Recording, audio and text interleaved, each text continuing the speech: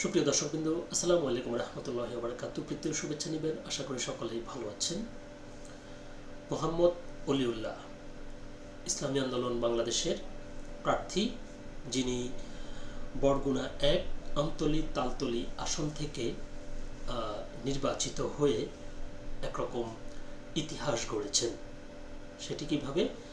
কারণ ইসলামী আন্দোলন বাংলাদেশ দলটি গঠিত হওয়ার পর থেকে অদ্যাবধি এই মোহাম্মদ অলিউল্লাহর আগে আর কেউ সংসদ সদস্য হওয়ার গৌরব অর্জন করেননি। তো তিনি সেই গৌরব অর্জন করেছেন। এ নিয়ে দেশ রূপান্তর পত্রিকায় একটি প্রতিবেদন প্রকাশিত হয়েছে, যার শিরোনাম করা হয়েছে ইতিহাস গড়ে প্রথমবার সংসদে ইসলামী আন্দোলন বাংলাদেশ। খবরটি বিস্তারিত বলছে যে বাংলাদেশের জাতীয় সংসদ নির্বাচনের ইতিহাসে প্রথমবারের মতো একক আসনে জয় পেয়েছে ইসলামী আন্দোলন বাংলাদেশ।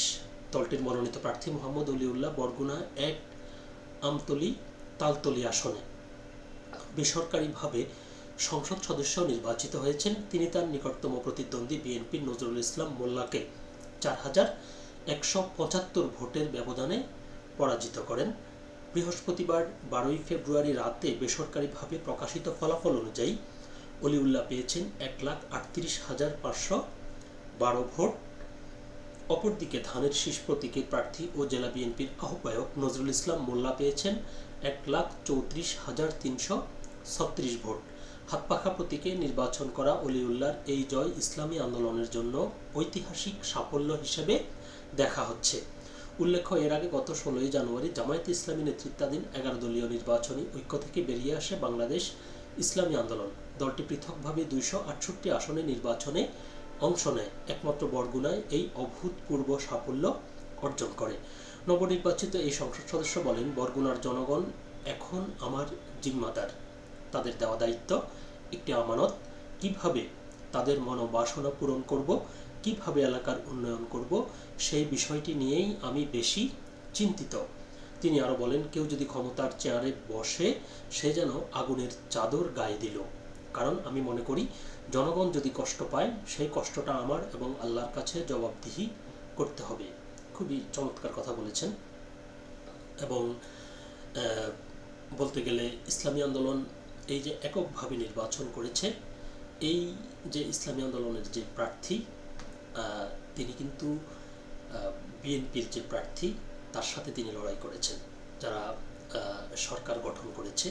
তো বলতে গেলে এটি খুবই টাফ ব্যাপার যে সরকার গঠন করা একটি দলের বিপরীতে যারা এর আগে আর কখনো সংসদ সদস্য নির্বাচিত হয়নি, তিনি সেখানে খুবই ভালো ফলাফল করে তিনি নির্বাচিত হয়েছেন। অভিনন্দন তাকে, এবং এর মধ্য দিয়ে ইতিহাসে তিনি নাম লেখালেন।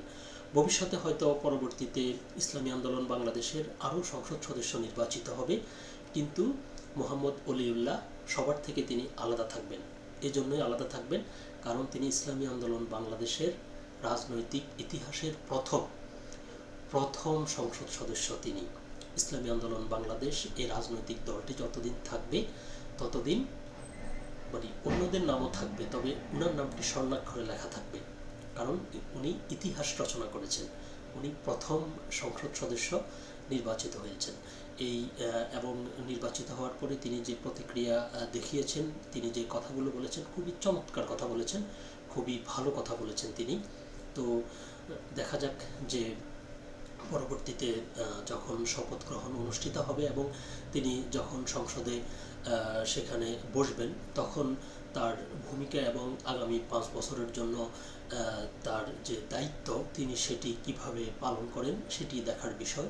কারণ তার হাত ধরেই ইসলামী আন্দোলনের বাংলাদেশের অন্যান্য যে অগ্রযাত্রা সেটি শুরু হবে। তো এটি ইসলামী আন্দোলন বাংলাদেশের জন্য একটি অভূতপূর্ব ঐতিহাসিক ঘটনা হতে যাচ্ছে, যে ইসলামী আন্দোলন বাংলাদেশের ইতিহাসে এই প্রথম একজন তারা সংসদ সদস্য পেয়েছে। তো আবারও অভিনন্দন জানাচ্ছি তাকে। সকলে ভালো থাকবেন, সুস্থ থাকবেন। আল্লাহ হাফেজ।